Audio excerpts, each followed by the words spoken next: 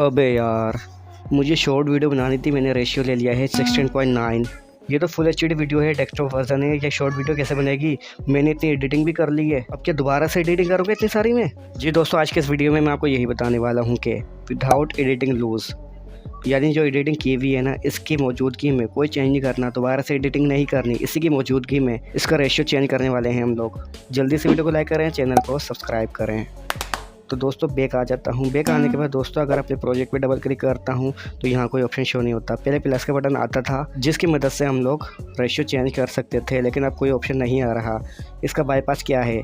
इसका बाईपास नए वर्जन में नई तरीके से आया है, जो मैं आपको आज के इस वीडियो में बताने वाला हूँ। प्लीज़ वीडियो को लाइक करें, चैनल को सब्सक्राइब करें। मेहनत से वीडियो बना रहा हूँ।